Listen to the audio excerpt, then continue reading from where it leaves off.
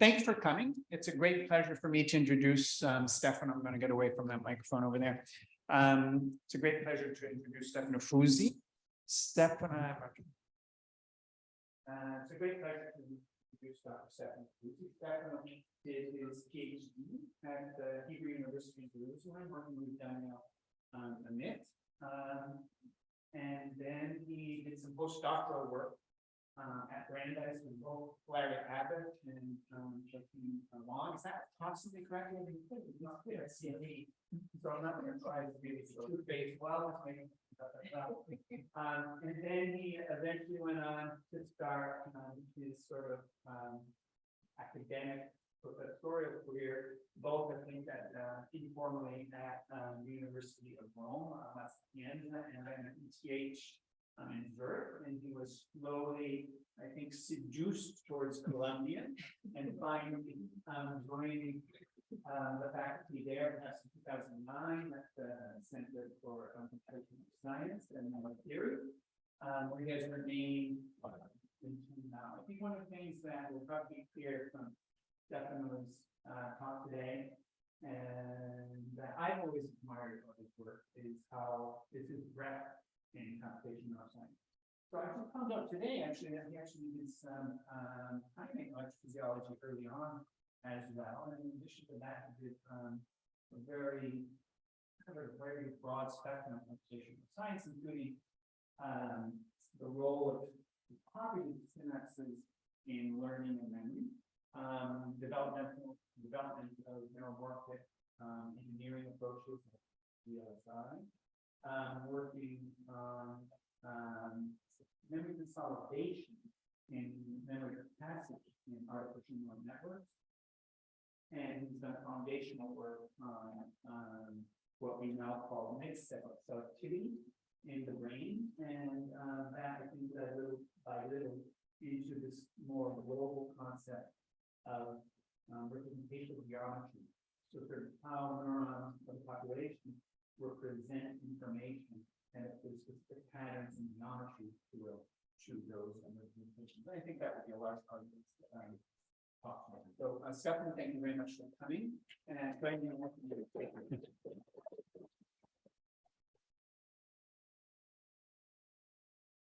All right, thank you so much, Dean, and for the very kind introduction and for the invitation. I'm really having a great time in this beautiful campus here at UCLA. Okay, so as Dean mentioned, that's what I'm going to talk about today. It's about neural representations. And, you know, as most of us, we have been looking for a long time for some kind of structure in the neural activity, especially when you look at these populations of neurons. And it's not easy, especially, you know, considering that neurons can have very heterogeneous responses. So what I'm going to talk about today is some kind of structure that we recently discovered that makes this representation significantly more interpretable. And these are, you know, what I'm calling disentangled representations in the brain, and I'm going to define them in my introduction. But, you know, this is really the kind of structure that when you see it, then you know that it's probably something that is important, it's relevant for the behavior, and it has certainly very specific computational implications. Okay, so if you're interested about this search for structure, you should also read our recent current opinion paper with Anne Churchland, which I think was so much fun to have these discussions. And so it's the product of more than 1 year of discussions with Anne and many other interesting people. So you can have a look at that. Okay, so there are many other people who've been involved in this analysis of representation. So here I have a partial list, and then I'll go over the specific works, and I will mention all the people who contributed to this. Okay, so now let's imagine that, yeah, I hear an echo, it's probably from my computer, let me see. Okay, yes, better.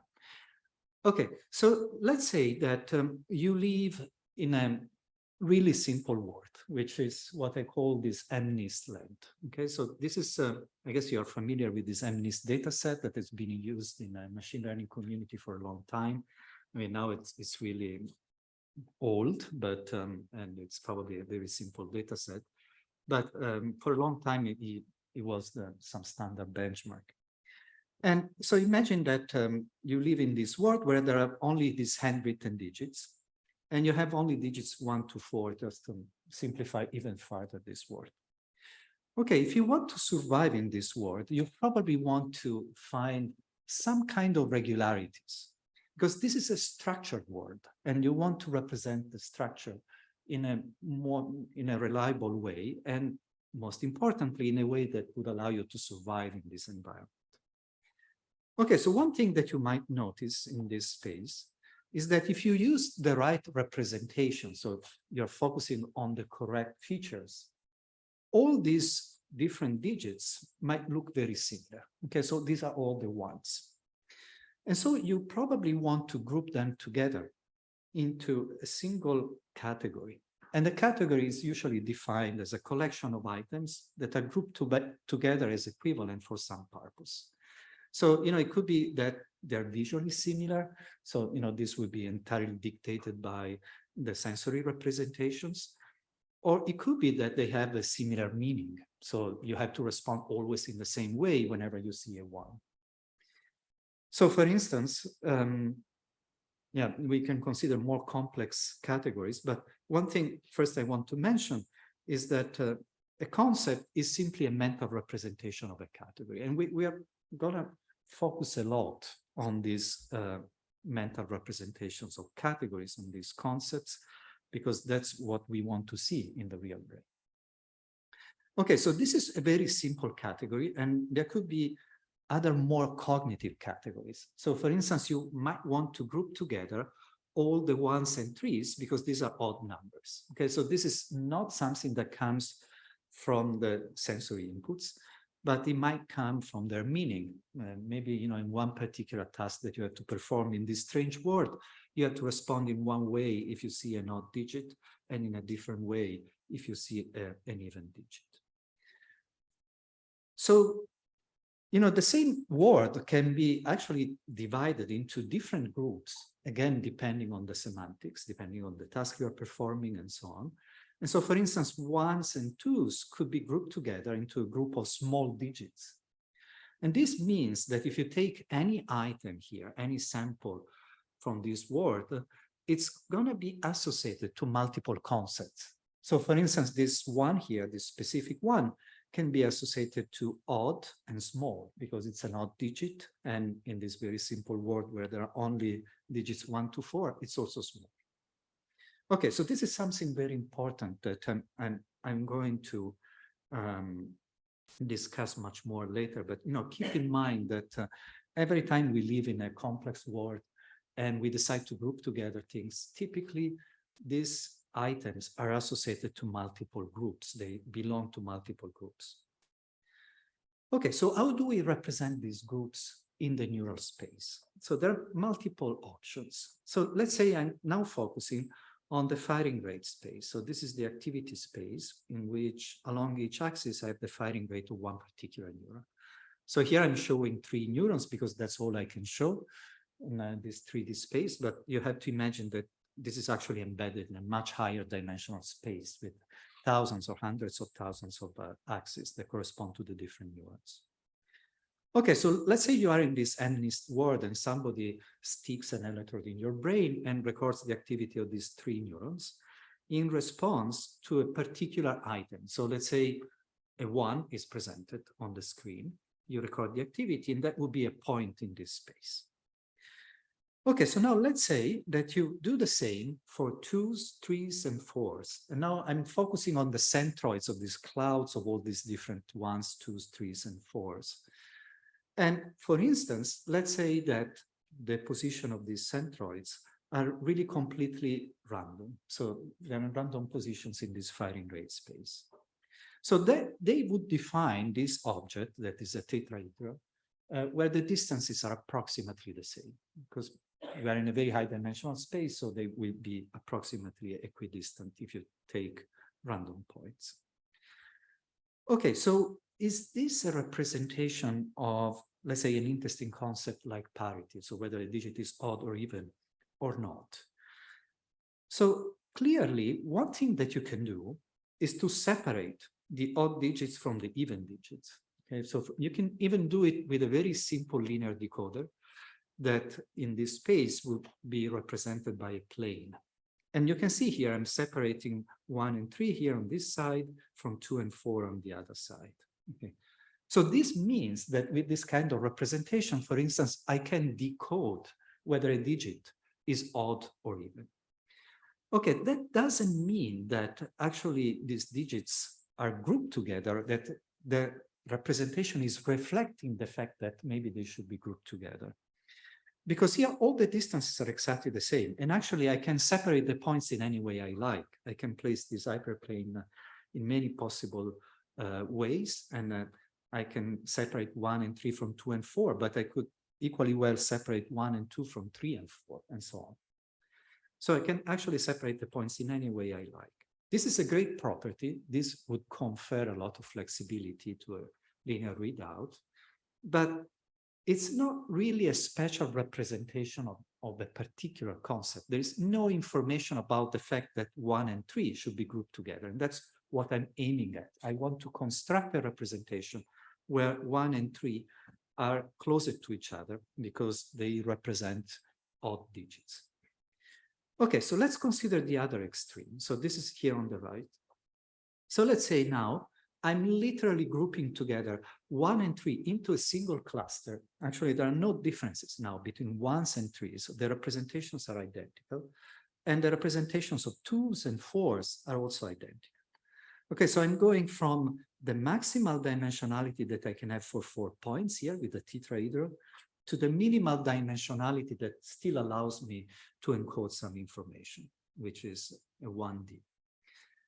Okay, so this is now a special representation. Okay, so all the odd digits are in one group and all the even digits are in the other group. So if I really want to make parity as a special concept, this is one possibility. So this is what we would call an abstract representation of parity, because in this particular case, the representations of the individual items are actually disassociated from any instance. So all I'm representing is whether a digit is odd or even, not the specific digit that I'm considering. That information is completely discarded. Now, one of the great things of these low-dimensional representations is that they allow you to generalize. So imagine that I'm training a linear decoder to report whether a digit is odd or even, but I'm using only small digits. I'm using only 1s and 2s. So I get this hyperplane, or in this particular case, a plane, and that would work right away for 3 and 4. Okay, for a trivial reason, it's because of the arrangement of those points. So these representations, you have to sacrifice a lot in terms of the information that you're encoding, but they allow you to generalize very nicely. Okay, now this is really an extreme situation, and what I can do is something a little more efficient in terms of the neural resources that you have at your disposal. So you have hundreds of thousands of neurons and axes, and it's crazy to discard all the information about these irrelevant variables for this concept of parity that could be relevant for some other concept. So one possibility is to use this intermediate representation, intermediate in terms of dimensionality, in which I'm placing now the 4 points at the vertices of a square.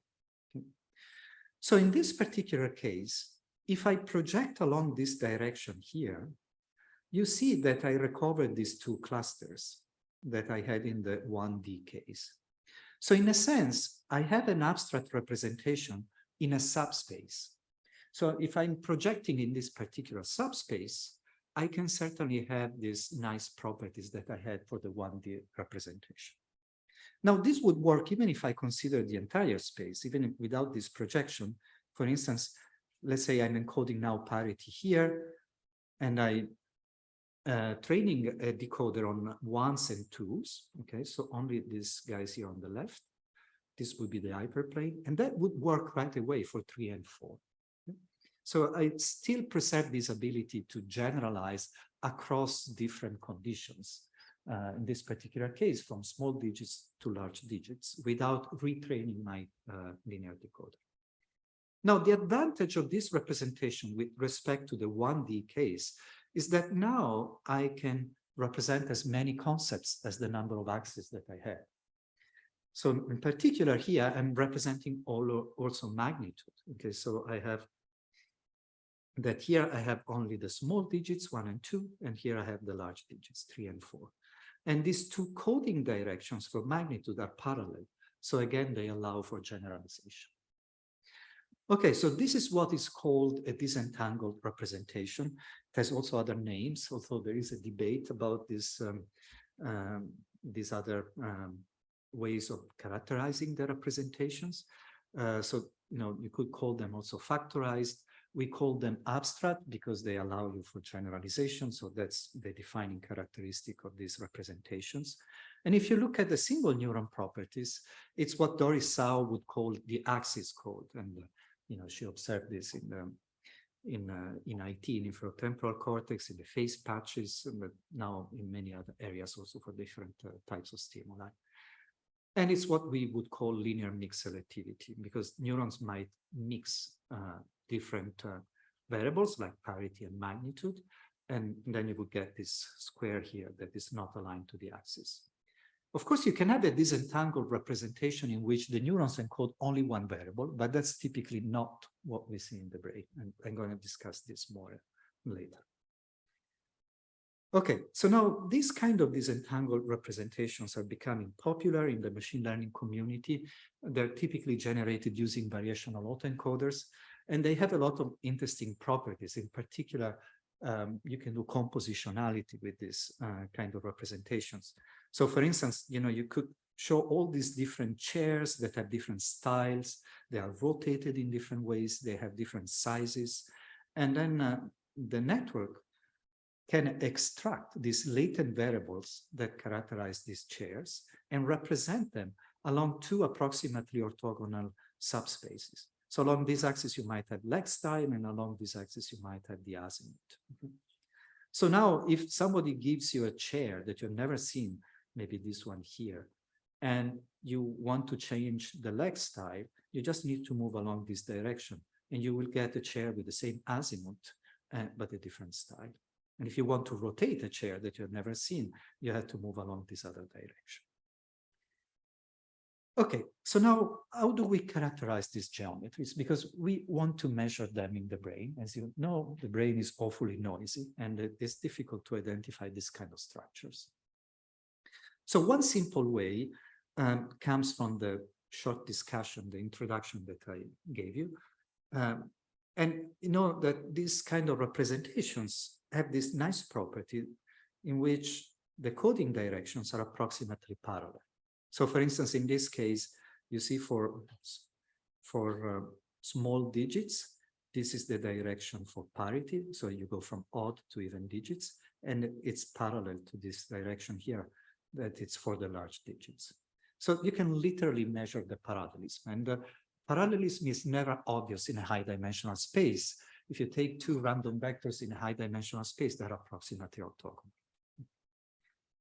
Okay, so the other way to do it, and this is a cross-validated way, so it's a pretty robust method, is to use one of the other properties that I described, which is this cross-condition generalization performance. You can train a linear decoder to report whether a digit is odd or even for a subset of conditions, in this particular case, only for the small digits. You get this hyperplane, and then you test it on the other digits. Okay, so this is what we call cross-condition generalization performance, and it's something that you have only if you have a particular arrangement of these points, which is essentially what defines the geometry of these representations. Okay, finally, we want to measure the dimensionality. As I said at the beginning, it's interesting when you go from the maximal dimensionality of the tetrahedron to the very low dimensional representations that are 1D. So one way to estimate the dimensionality that does not count the dimensions that correspond to noise is what we introduced in 2013, and we call the shattering dimensionality. So the idea is the following, that you color the points in an arbitrary way. So for instance, here I'm coloring these two blue and these two red. Now this defines a dichotomy, divides the points into two groups. And in this particular case, this corresponds to parity. So you have the even digits here and the odd digits here. And then we are asking, can a linear decoder separate these points? Okay, so in this particular case, the answer is yes. And also in this case, I'm coloring the points in a different way. And again, I can separate the points. But for instance, if I color the points in this way, I would not be able to do it. This is equivalent to the exclusive OR problem, and it's known to be non-linearly separable. Okay, so if you have the maximal dimensionality, then you can actually separate the points in any way you like. So the shattering dimensionality would be maximal because you can color the points in any way you want, and you will be able to train a linear decoder to separate them. So the shattering dimensionality is simply going to be the fraction of all the colorings that I can decode using a linear decoder. If it's high, then it means that you have the maximal dimensionality. If it's 1, you have the maximal dimensionality. And if it's around chance level 0.5, then it means that I have the minimal dimensionality. Okay, so let's see this kind of metrics in a simple case in simulations. So let's go back to this MNIST world. Now I have 8 different classes. And I'm going to separate these different digits into 2 groups, odds and even. And then I'm going to train a very simple neural network. It's a multi-layer network with only 2 intermediate layers to report whether a digit is odd or even. At the same time, I want to train the network to report whether a digit is small or large. So in a sense, I'm in a multitasking situation. I'm training the network to do 2 different tasks at the same time. Okay, now let's see what kind of representations we get here. Actually, it's really interesting because you get these disentangled representations, even if they're not needed. This is something, it's a very general property of any gradient method, and we suspect that if you do the right analysis, you find this kind of disentangled representation in almost every network that you train that works well in terms of generalization performance. Okay, let's see what happens here. So, here I just take the full representation, I project it into a low-dimensional space in just 2 dimensions to visualize what happens. And here, every digit corresponds to one possible stimulus that you have in the input. So you see this very nice clustering. You have these 4 groups. And in this particular case, I'm coloring them according to their parity. So you see here, the 5s, the 7, the 3, and 1s are on this side, and all the even digits are on the other side. And so parity is encoded along this direction, and magnitude is encoded along this other direction. So these 2 quantities that I have in the output are special, are different from the other dichotomies. And there are 35 possible balanced dichotomies, but only these 2 are special. Of course, there are things that are not perfect, like the 7s are here, because they're partially reflecting also the input structure. And the 7s are very similar to 1s. So, they move a little closer to this other cluster. Okay, let's look at the metrics. So let's say I'm decoding now some of these dichotomies. Okay, every dichotomy corresponds to one possible variable. In this case, this dichotomy is parity. This other dichotomy here at the bottom is magnitude. But I can group together, let's say 1 and 2 and 5 and 6. That would be another dichotomy because there are 35 possible ways of doing it. So I want to do it in a completely unbiased way. So I'm really going over all possible dichotomies here. And every circle corresponds to a different dichotomy. Now here I'm trying to decode them in layer 2. And you see, it's really high. It's very close to 100%. Okay, so this is what you see most of the time, also in the experiments. Asking the question, can this variable be decoded, is the wrong question, because most of the time the answer is yes. So you want to look for additional structure that is not as simple as in what you would get from this decoding. Okay, so now let's say so this means that also the shattering dimensionality is pretty high. It's around 0.96. Okay, now I'm looking at the cross-condition generalization performance. And again, I'm doing it for all possible dichotomies. And now this is what we call a nice structure, because you see here, there is a huge gap between these 2 points that correspond to 2 dichotomies and all the others. And this is a chance level, but I will not have time to explain the null model. But the interesting thing is really this gap here. Now, if you look at this dichotomy is actually parity, and this dichotomy is magnitude. Okay, so this is a nice way of identifying these 2 variables that are really special, that correspond to these 2 abstract concepts that I have in my network. Okay, you don't need this structure. You can perform equally well if you don't have this low-dimensional structure for this task, but you get it anyway for free if you use even simple vanilla backpropagation. Now, you can generalize this to more complex situations. So we have a recent paper with Jeff Johnston in Nature Communications, where we start from an arbitrary number of latent variables. Here I'm showing only 2, but you can really go up to many more latent variables. And then we generate a representation that imitates what happens in the real world. So it's very high dimensional. It's mixing all these latent variables in a complicated nonlinear way. And he's using a neural network to maximize the dimensionality of these representations. Okay, so this is just the input.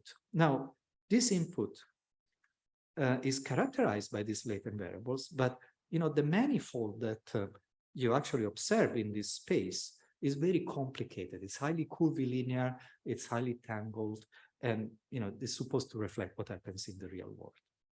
So can a network recover this latent space? So one thing you can do is to take, again, a very simple network with 2 intermediate layers.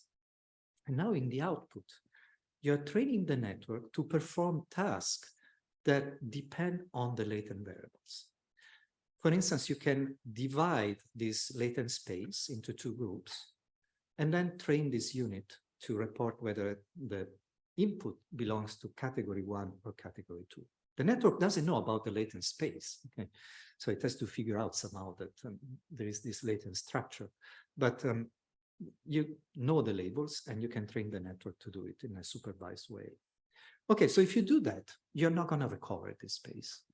However, if you now increase the number of tasks that are performed on the same latent variables, and you have a sufficient number of tasks that is of the same order of magnitude as the number of latent variables, you can actually recover very nicely this latent structure. Okay, so this is a generalization of this simple case that I showed you previously.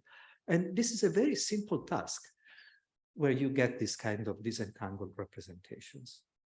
However, keep in mind that if you don't have these multiple tasks on the latent variables, you're not going to get this. So for instance, if you have a categorization task, you're not going to get this disentangled representations, because a categorization task is typically a task in which the output is a one-hot representation that is very high dimensional, and it will not allow you to recover this nice low-dimensional latent structure.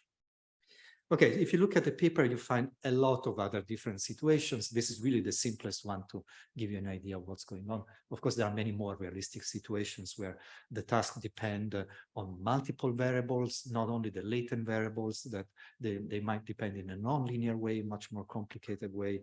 And in many situations, you can recover this latent space. Yeah. Increase the number of tasks. Are you in essence increasing the dimensionality of the representation so that it's easier to divide it into hyperplane?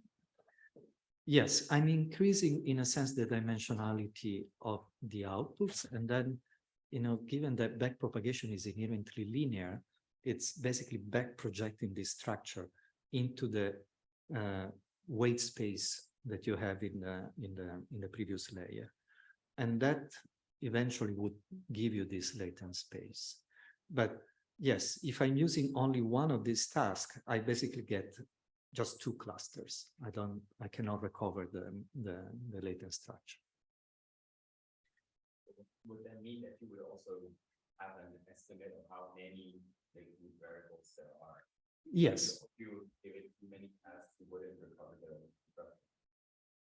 No, so if you have too many tasks, you can still recover the structure, but you need a sufficient number of tasks. So if you're not using a sufficient number of tasks, then you will not flatten out completely this manifold that represents the latent variables.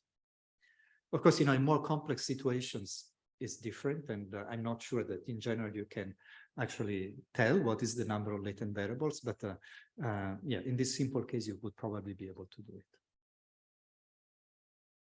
Okay, so now these are artificial neural networks. So what happens in the real brain?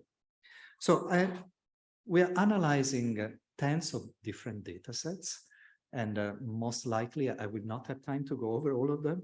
So, last week I gave a seminar at the Institute of Advanced Studies in Princeton. They have this very strange policy. You start at 10 a.m., you can go on forever. And I spoke for 7 hours, and I could cover all the data sets. But I'm not going to do it today, don't worry. So, let's see where we get to, but I'll certainly show you many examples. Okay, so this is how it all started. So the geometry of abstraction in the hippocampus and prefrontal cortex is something I've done with Daniel Salzman, and Silvia Bernardi collected the data. Marcus Ben and Mattia Rigotti did all the analysis, and they developed the theoretical framework that I spoke about at the beginning. Okay, so this is the task, and it's an interesting context-dependent task where there are 4 visual stimuli that have no meaning for the monkey.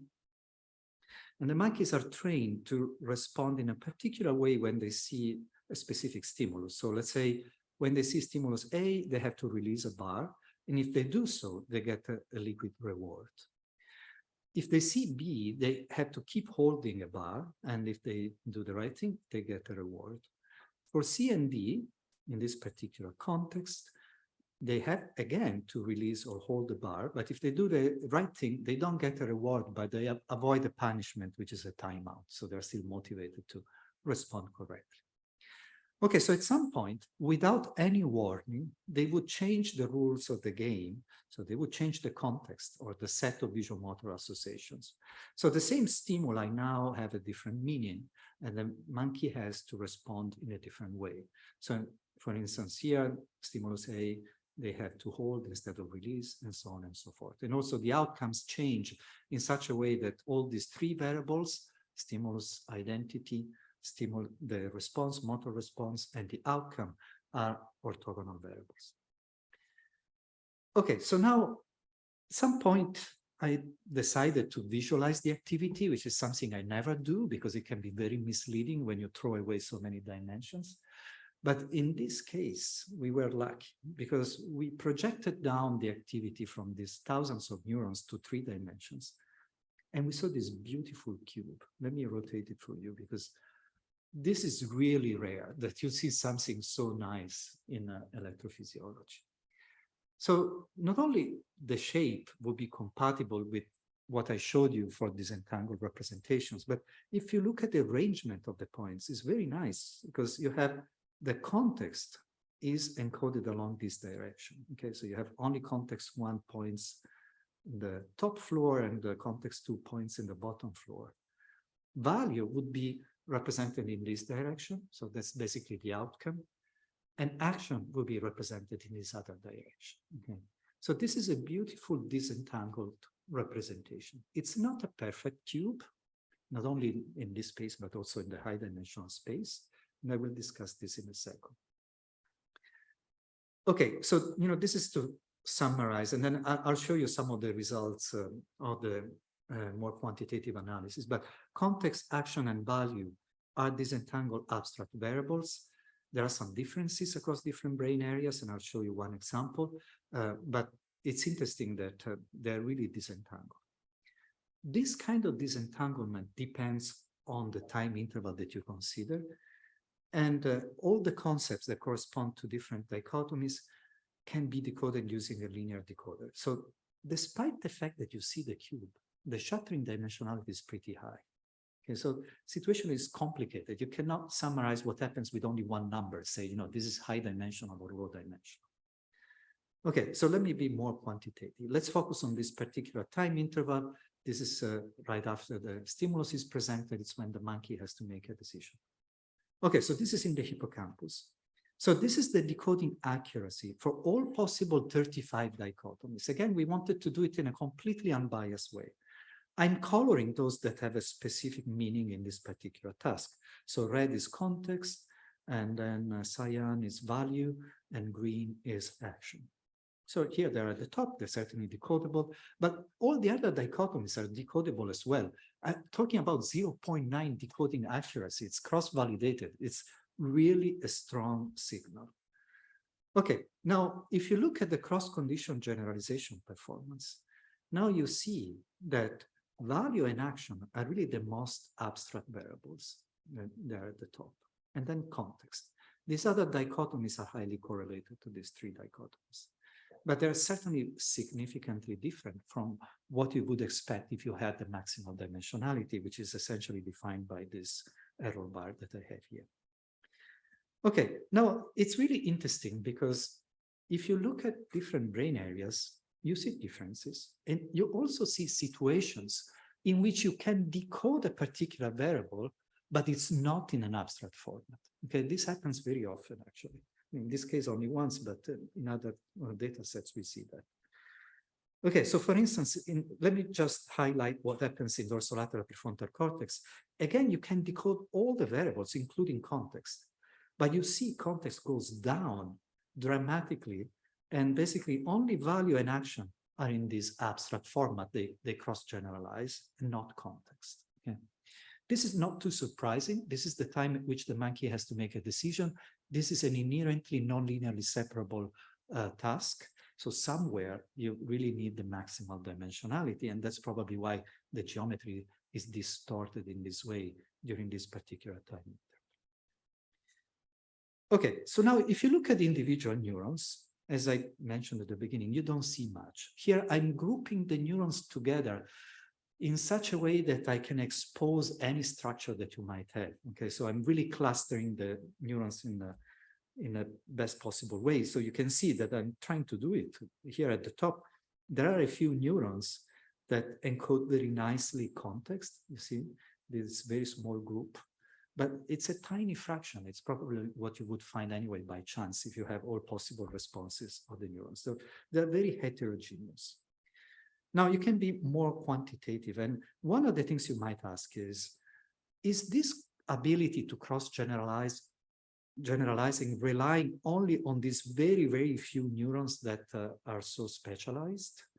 So one thing that you can do is to ablate these neurons, not in the real monkey, but in the data. So you throw away these specialized neurons, or you throw away neurons that are important for decoding. They have a large square sum of decoding weights, but they're not specialized. So they typically encode more than one variable. Okay?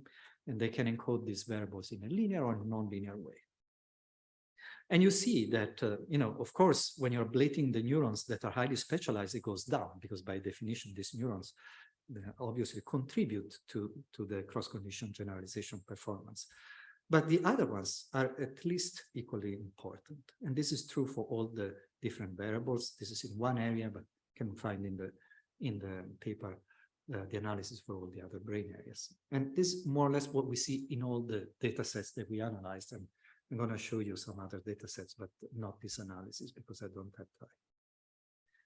Okay, so now one of the exciting things that happened in the last years is that not far from here, it's actually 4.8 miles, because I took an Uber yesterday to go there. So I know exactly what's the distance. At Cedars-Sinai, the group of Ueli Rutishauser was replicating the experiment of Daniel Salzman in humans. This is Yuri Minja, is the one who started this, and now Christos Kourelis is working on this project. And the task is exactly the same, no difference. It's exactly the same task that Daniel Salzman used in his lab. So what of the interesting things that happen in humans is that they can learn very quickly. They don't need months to learn this task. Actually, in one session, they can perform extremely well. Not only they can perform well, but they can also do inference. And they do inferences as much as the monkeys, which have been overtrained in basically in one session. So the kind of inference I'm talking about is the following. So let's say you're in context 2 and you're responding correctly to stimulus A. Now you present B, and again, when you change context, this is not cued. The subject doesn't know anything about this change of rule. So the very first time, the subject is going to make a mistake. But then, if I present A, now A is presented for the very first time in context 1, in this new context, the subject can respond correctly right away. Okay, so this is the kind of inference I'm talking about, and actually the subject does respond correctly. Okay, this is summarized here, but I'm going to skip this in the interest of time. Okay, so I'm not going to show you the quantitative analysis. We are writing a paper now, should be soon available on bioRxiv. But let me summarize only the main points here. So all the interesting things in humans happen in the hippocampus. Okay, we don't see much happening in other brain areas. Okay, so this is for the situation in which the humans don't do any inference. And you have this kind of geometry where you can barely decode the identity of the different stimuli. I'm considering here only 3 stimuli, otherwise I would need a 4th dimension. So there are only stimulus A, B, and C for the 2 contexts. So again, top floor will be context 2, bottom floor will be context 1. And you see initially the coding directions, they point in all possible directions. And you cannot really visualize what happens in a high dimensional space, but they're approximately orthogonal. So the cross-condition generalization performance is a chance. The only cross-condition generalization performance that is above chance is the one for the stimuli, and only in IT cortex, in infratemporal cortex, okay? Which is not too surprising because it's a visual area and it's probably focusing on the representation of this visual stimuli.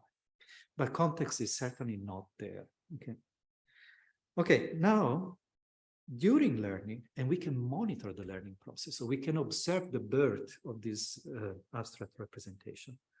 What happens is the following, that you're basically flattening this kind of the faces that you have of this solid, and you get in the end this kind of structure where basically the coding directions for pairs of stimuli, so let's say C to B, are approximately parallel. Okay, the same for A to B, and A to C, and also for the 4th stimulus that I cannot show. And these coding directions for context that initially were approximately orthogonal, they really become parallel. So, this is when the subjects can do inference. And you can see here, this is summarized here with these coding directions. So this is the change in the geometry and in parallelism is one of the main changes. There is also another one, which is that the distances between the 2 contexts actually increases, but that's the only distance that changes. The firing rates overall actually decrease. The noise decreases, but it's entirely explained by the decrease in the firing rate. And what is really explaining the ability to do cross-condition generalization performance is the change in parallelism. You wanted to? Yeah, just clarification on no inference versus inference. Is this like the same subject with different levels of Yes. Yes. So every subject, they look at when they cannot do inference, which is the first part of the first session. And then at some point, they have a way to detect when they can start doing inference.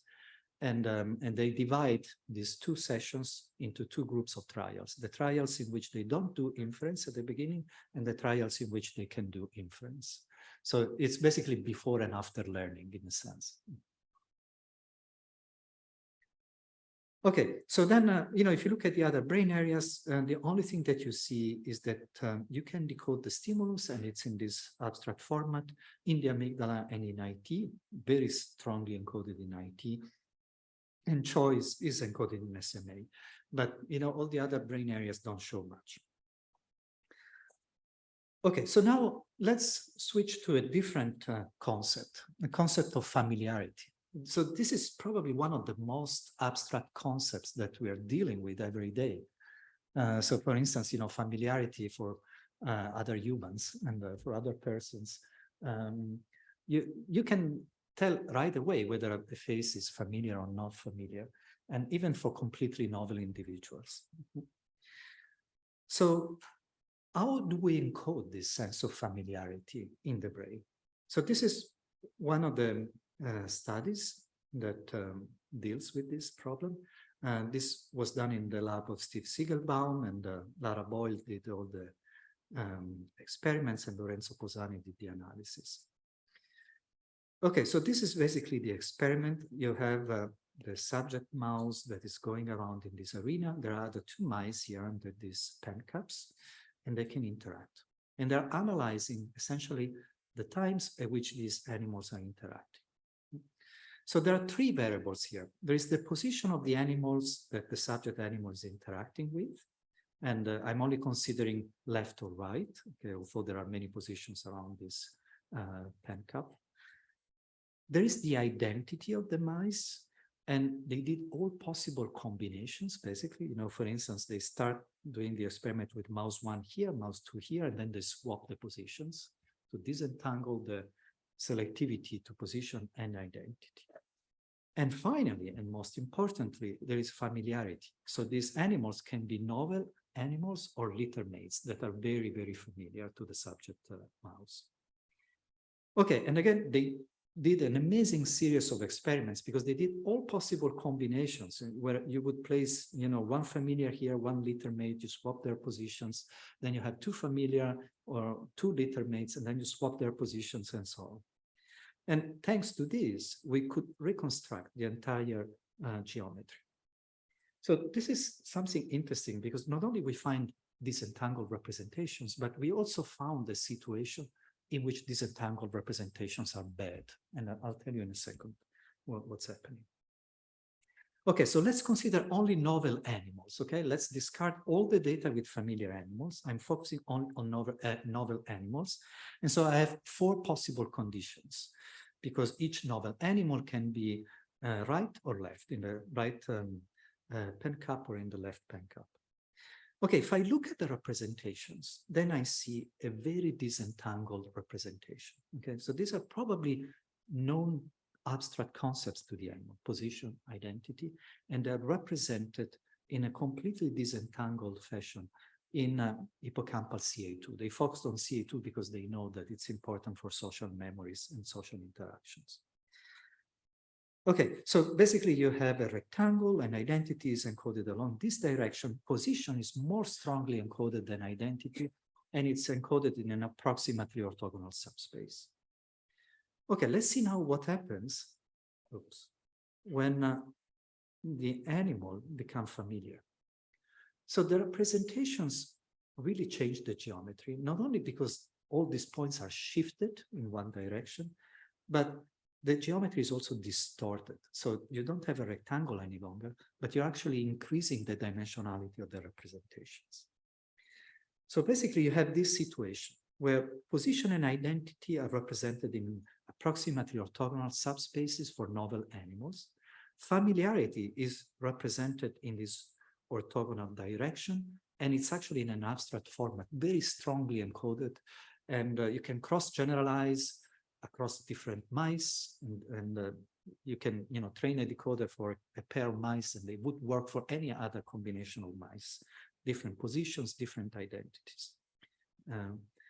Okay, but if you look at now the upper floor here of this geometry, you see that there are these nonlinear distortions that are really strong, to the point that here now the shattering dimensionality is maximal, whereas here is really low. So if you just focus on the exclusive OR, that in this case with 4 points is the only one that is not linearly separable, is completely a chance for novel animals, and it's very high for the familiar animals.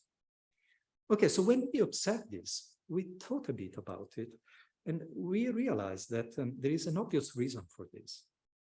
That essentially these low dimensional representations are great for generalizations, but they're really bad for memory. If you care about memory capacity, how many memories of specific episodes can I store in the hippocampus? And the hippocampus is a memory device.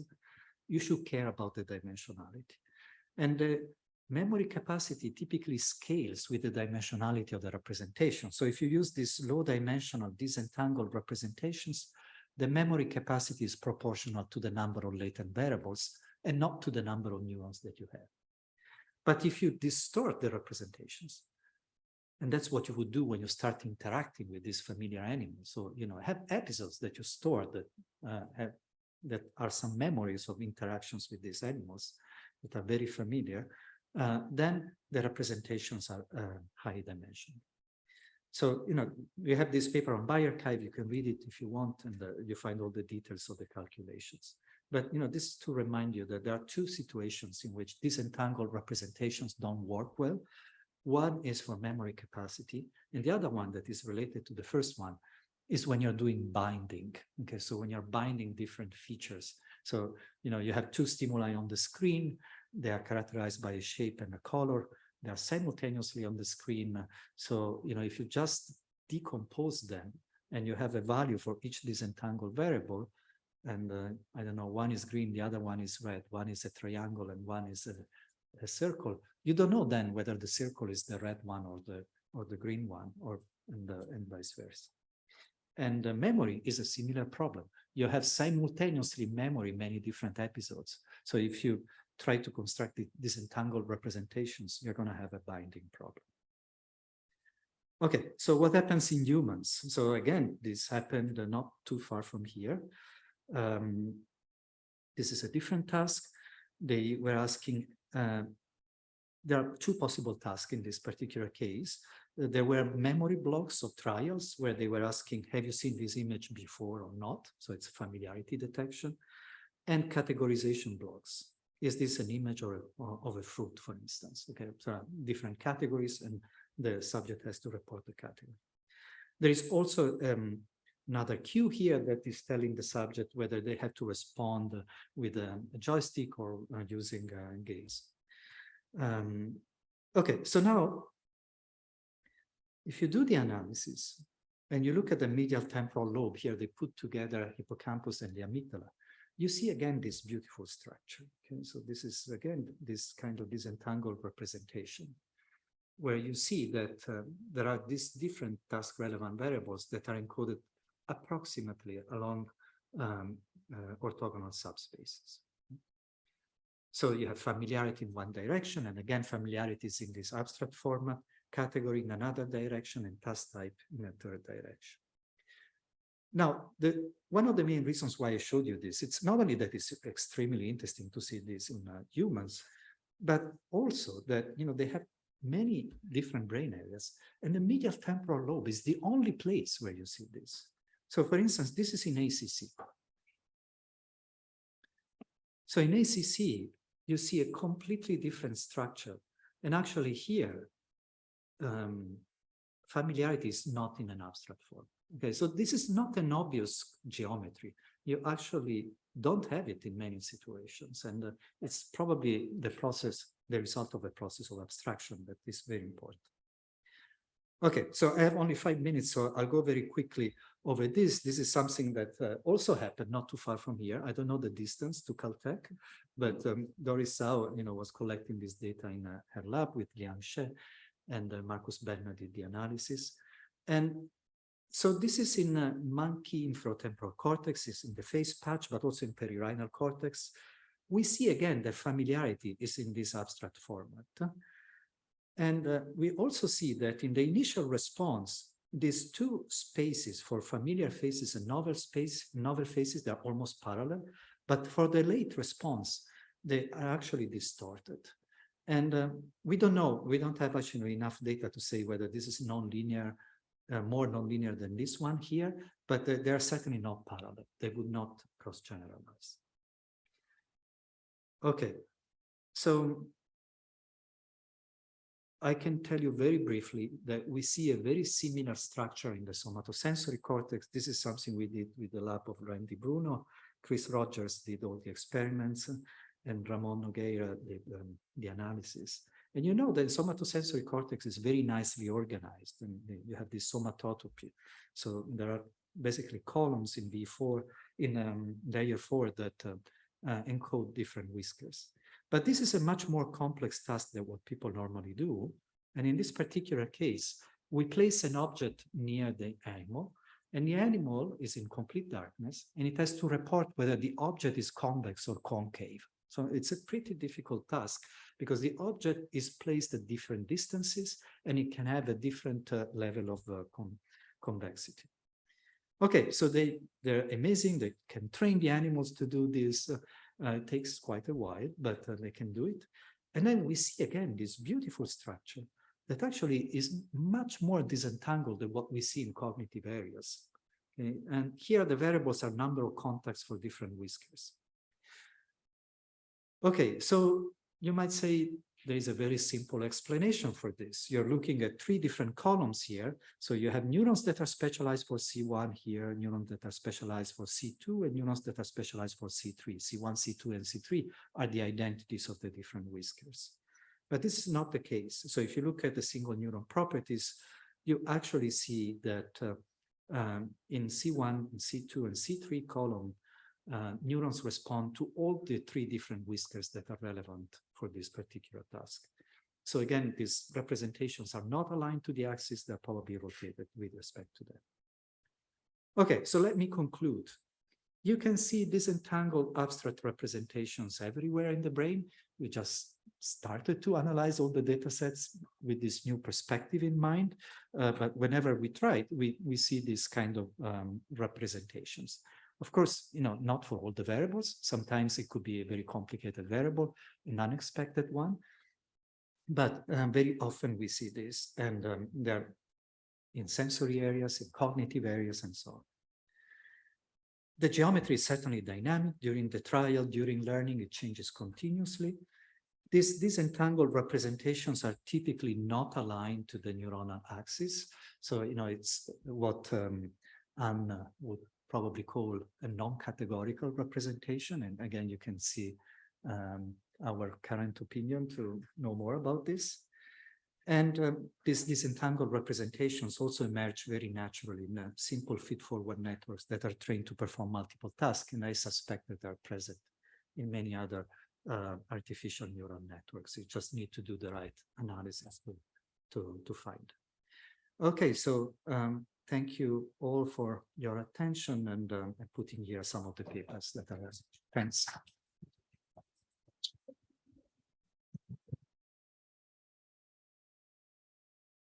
Thanks, Stefano. We have some questions, maybe anything new?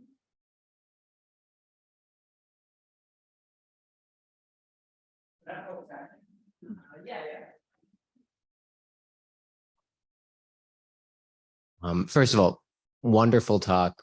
Nice slow introduction for people who this is a little bit outside their comfort zone, like me. So one question I have is about where we're seeing these representations. So in the summary slide, you were saying we see these disentangled representations across a lot of the brain, and in a lot of the data that recorded from, like lower order structures at the campus, we saw more disentangled representations than higher order structures like ACC or prefrontal cortex. Is that just the nature of the prefrontal cortex, or do you think there is a way to better disentangle representations in those higher order structures, either figuring out what the right dichotomies are or some other method?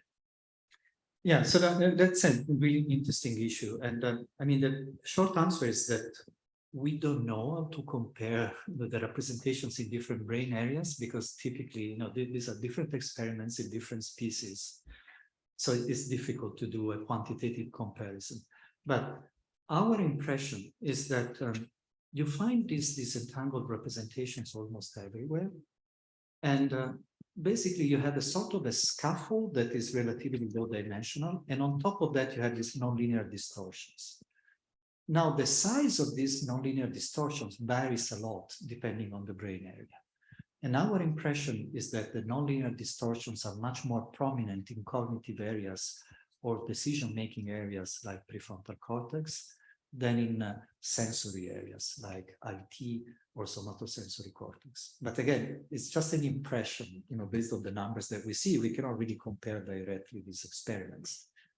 But hopefully, at some point we're going to have one experiment and all the brain areas simultaneously recorded, and then we will be able to answer. Thank you. Any other questions back there? And then-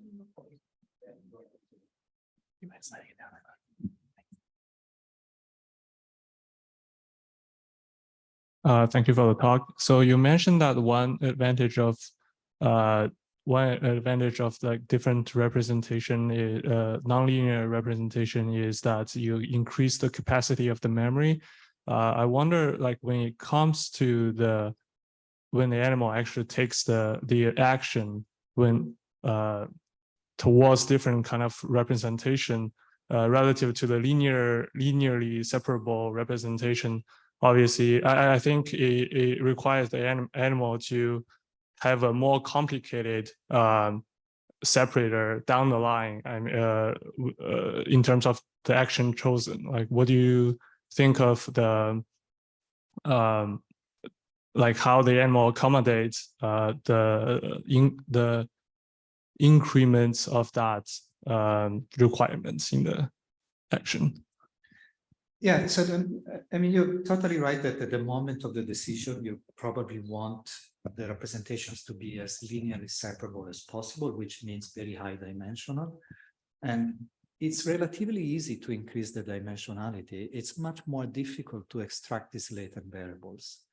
So, you know, even if you just take a network of randomly connected neurons, you can easily increase the dimensionality to the point that you can separate many different dichotomies. But identifying these latent variables is tricky, and these variational autoencoders don't work that well. I mean, they require a lot of human intervention. So, you know, unless you use a strategy like the one that I proposed, where you have this multiple task, we don't really know how to construct these representations in a reliable way. So we also don't know how the brain transforms these representations in such a way that then it can be used to perform the task and at the same time to generalize to many novel situations. Thank you. It's a very nice talk. So I have a question regarding the subjects when they learn the task and the geometry changes. Is there any variability between subjects? Let's say you consider all the subjects that they learn and they learn very well. The shape would be different, or is it like more or less the same thing? Or in another word, let's say, for example, you have a task that there are different ways to learn the task. Would the final geometry would be different, or more or less they are converging into the same state? Yeah, it's a very important question, especially, you know, in case of humans, and there is a lot of variability from subject to subject. Unfortunately, if we don't pull together all the neurons that we get from multiple subjects, we cannot really do the analysis. So, you know, the data that I showed you is from something like 15 or 18 subjects. We try to look at the individual subjects, and it looks like there is some hope to see something if we look also at the LFPs, but it's something that we are still trying, and we don't know whether we can actually do the analysis, but it would be really interesting to try to correlate the specific performance of a subject or even the strategy to the geometry that we see. Yeah, I was curiosity.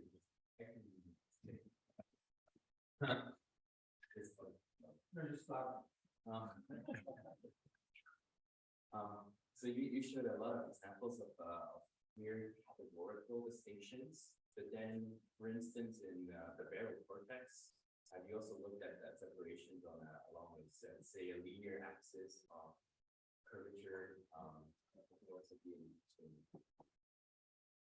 Yeah, I'm not sure I understand what you mean. What would be a linear axis of the curvature? I guess also represent like deflections.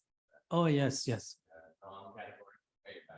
Mhm. If the task requires you to do it this way, we also hope that we get information about the actual physical distortion. Yes, so you're totally right. So the problems of somatosensory cortex is that the animals are detecting the curvature of this stimuli using whisking. And that's a very unfamiliar experience for us because we don't do that to detect an object. So we don't know what the important features are. So what we did, and we have 2 papers about this, is to first analyze these high-speed video recordings and to identify the features that allow us to predict the behavior of the mouse from the video, just the video of the whiskers. And we identified 2 important variables. So one is the number of contacts, and the other one for every whisker. So we have 3 variables because they have 4 whiskers, but they use only 3 to do this task. And the second one is the angle of deflection of the whisker at the time of the contact. That's another important variable. All these variables are mixed in a nonlinear way. So we see a lot of mixed selectivity in the recordings.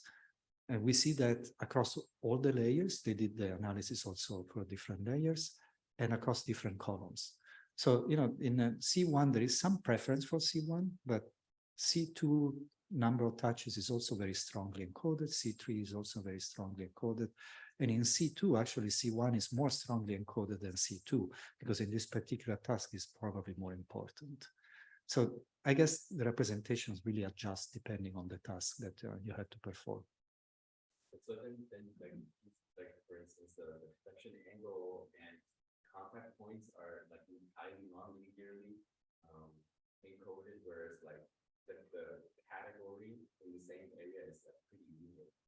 Is that what in terms of the structure, right? Like because it's very like parallel.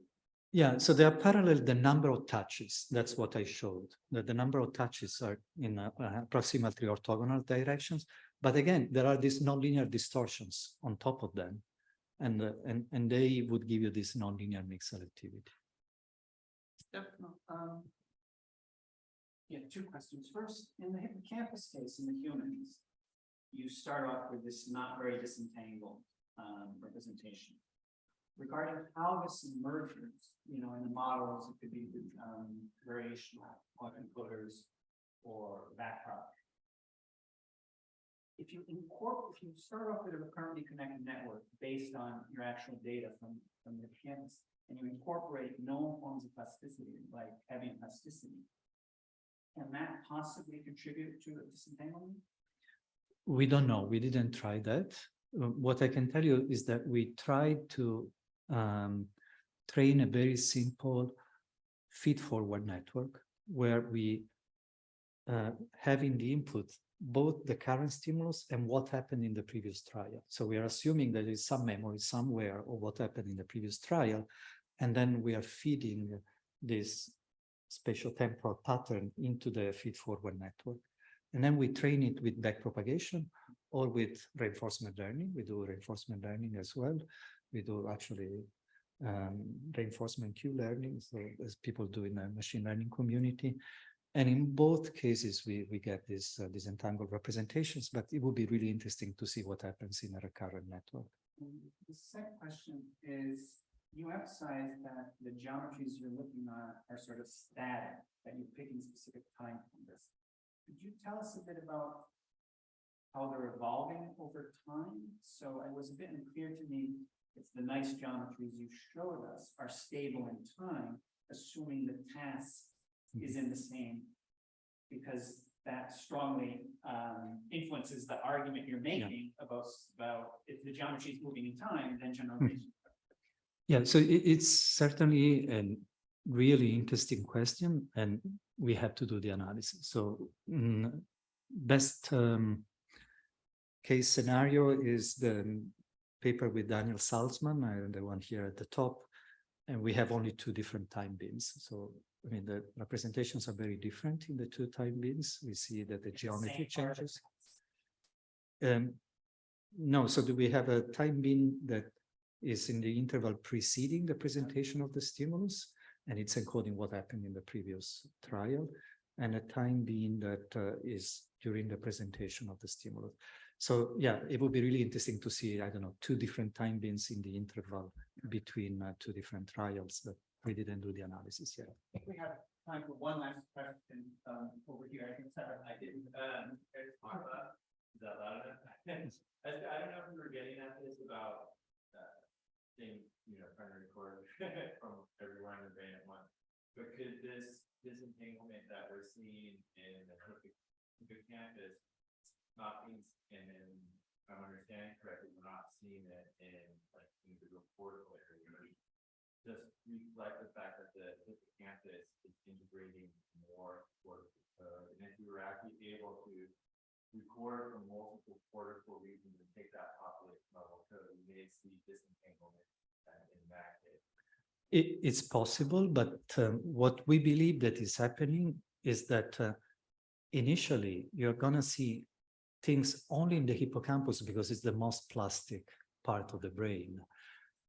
When we look at the monkeys, we see a lot in the hippocampus, but we see a lot also in the other brain areas, and the monkeys are overtrained. So it's not because the hippocampus is particular anatomical configuration that we see something first in the hippocampus in humans. It's just because humans are exposed to this task for the very first time.